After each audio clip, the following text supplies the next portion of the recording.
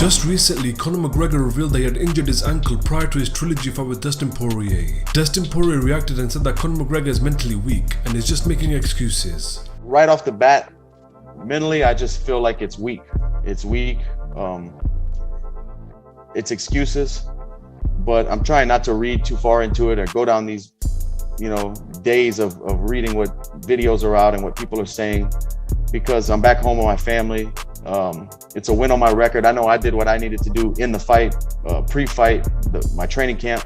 I crossed and checked all the boxes I needed to check, gave it my all, and went out there. And then, like we're saying, it's noise. Whatever people are gonna say or he's gonna say, it is what it is. I'm healthy, I'm safe, I'm back home, have another win on my record, and I'm still the #1 contender.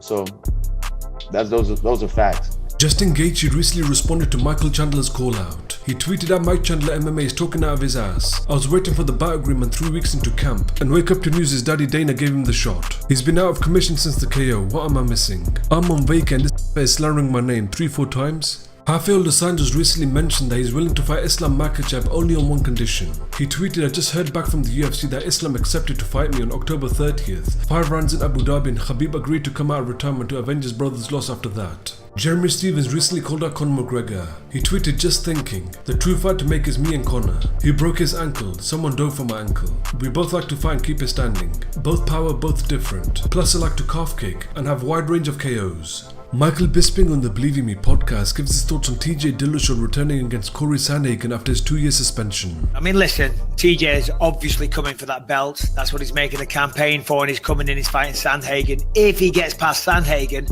I would say whoever wins between Aljamain and Petr Yan, then that's going to be TJ or Sandhagen's next fight. So he's throwing a little bit of shade. I think it would be incredibly stupid and incredibly arrogant of TJ Dillshaw to still be cheating the system and taking steroids. I mean, come on.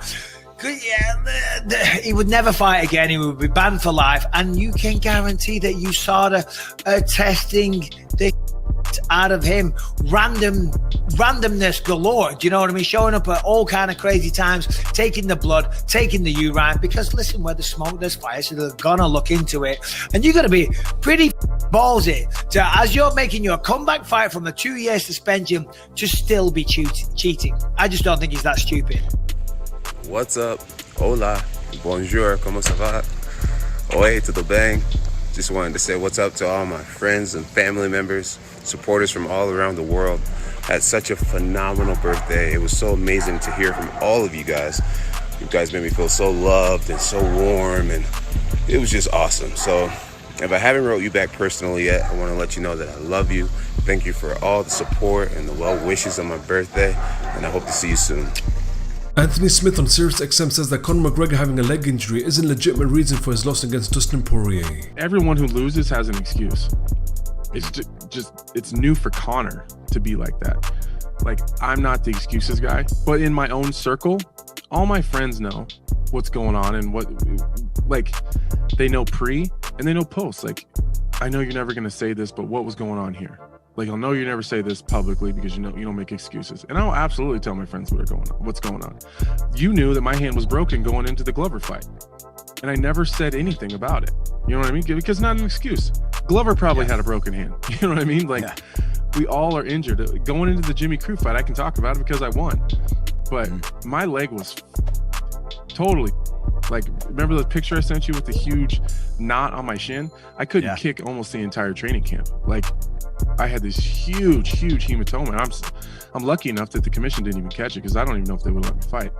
But the point of that is we're all banged up going in. Again, the sport is very hard, and you put your body. The fight's the easiest part. Making it through a training camp as uninjured as possible is the tough part. So I would say Conor wasn't any more hurt than Dustin was going into that fight. It's not me saying Conor wasn't banged up or his legs weren't bothering him or his shin wasn't cracked up or whatever, but he wasn't any more injured than Dustin Poirier was. And that's my perspective at it from like an athlete. Like, it's easy for a fan or someone that's never done it to say, well, he was hurt. Well, we're all hurt. Every single one of us, every single time we fight. There's not one person ever say they could go in 100% healthy. So his excuses are very invalid to me. So like to the general public, makes sense that people would be making, buying that excuse. But Conor knows that all of us don't buy it because we're all hurt too. So that's kind of how I look at it. So he's not lobbying to us. Yeah. It's to the general public, the buyers, the pay-per-view, the pay-per-view buyers. Those are the people he needs to convince. But he knows he's never going to convince us. Here we go. I see. You got the AP, the black diamonds, and the tennis Ready chain. for the fight. The champ came in today, and we actually took the design off his belt, and we custom made the world champion ring for him. Right here, look at the details. It's pretty much exactly like the belt. Matching ring, matching belt for the champ. Yeah, it's awesome. It has the exact date I fought and won my world title, and then my record while I had the world, when I won the world title, my nickname, my name.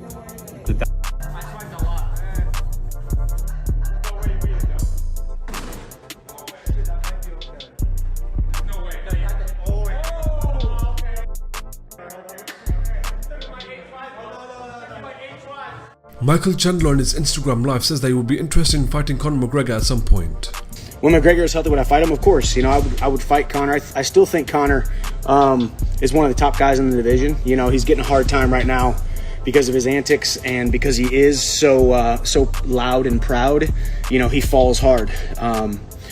But heavy is the crown, man. The guy's the king of promotion. The guy is the king of getting people interested. Everybody's interested in watching him fight. So heavy is the crown, and that fall from grace is really tough.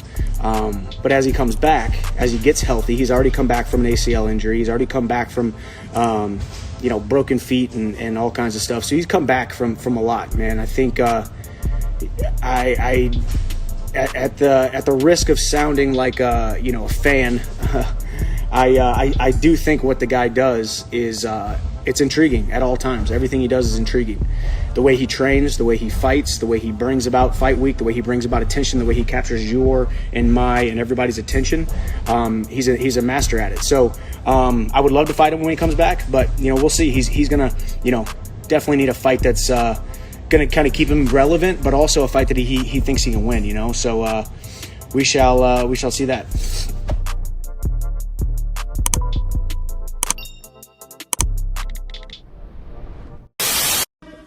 Except Roy.